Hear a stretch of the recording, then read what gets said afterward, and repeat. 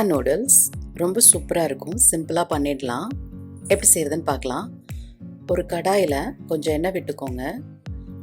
அதிலிருந்து 1/4 பாகம் நெய் ஊற்றிக்கோங்க. அது சூடானதும் சிவப்பு குடமிளகாய் ஒரு பிடி,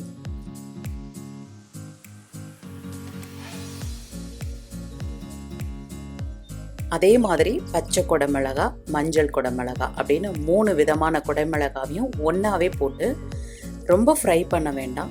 எண்ணெயில் ஒரு ஃபியூ செகண்ட்ஸ் இருந்தால் போதும். ரொம்ப குழைய விட்டுற வேண்டாம். இந்த ஸ்டேஜ் வரும்போது அதை எடுத்துடலாம். இது குழந்தைங்களுக்கு ரொம்ப பிடிக்கும். இந்த மாதிரி செஞ்சு கொடுங்க. அதே எண்ணெயில் கொஞ்சமாக சின்ன சின்னதாக நறுக்கின பூண்டு, அப்புறம் இஞ்சி, அதை வதக்கினதுக்கப்புறம் அதே மாதிரி 2 பச்சை மிளகாய் சின்னதாக அரிஞ்சு அதையும் சேர்த்துக்கோங்க. ஒரு கைப்பிடி அளவுக்கு வெங்காயம், அதையும் பொடியாக அரிஞ்சு அதையும் சேர்த்து வதக்கிக்கோங்க.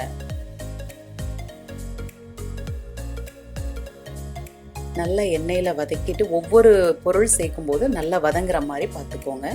2 தக்காளி பழங்கள், அதையும் சேர்த்து பொடியாக நறுக்கி வச்சுருக்கேன், அதையும் சேர்த்து வதக்கிக்கோங்க.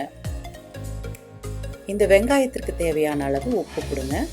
இப்போ இது குழைவாக வெந்துடும். கொஞ்சமாக பச்சை பட்டாணி, அதையும் சேர்த்துக்கோங்க.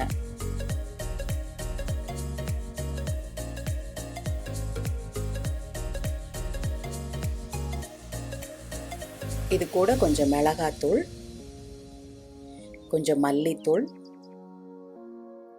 கொஞ்சமாக சீரகத்தூள், இந்த 3 சேர்த்து இந்த பவுடர் எல்லாம் இந்த ஆனியனில் இந்த வெஜிடபிள்ஸில் படுற மாதிரி நல்லா வதக்கிக்கோங்க.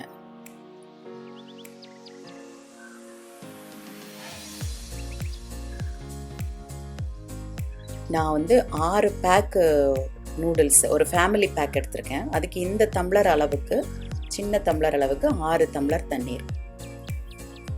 ஒரு முழு ஃபேமிலி பேக்கில் 6 நூடுல்ஸ் பேக் இருக்குது. அதுக்கு இந்த தண்ணீரை நல்லா கொதிக்க வைங்க. இந்த மாதிரி ரோல் பாயிலிங்காக தண்ணி வரணும். அந்த ஸ்டேஜில் இந்த நூடுல்ஸை 2 உடைச்சி வச்சுக்கோங்க. அதை இதோட சேர்த்துருங்க.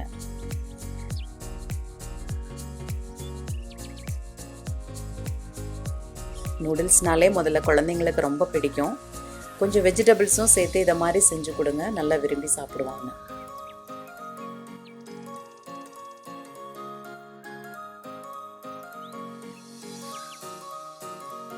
இப்போ அந்த நூடுல்ஸ்குள்ளே இருக்கும் இல்லையா ஒரு டேஸ்டி பவுடர், அந்த பவுடரையும் இதோட சேர்த்துருங்க.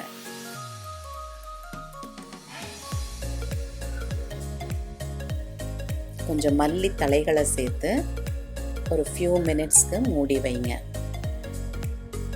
இது எல்லாமே சேர்த்து 5 மினிட்ஸில் முடிஞ்சிடும்.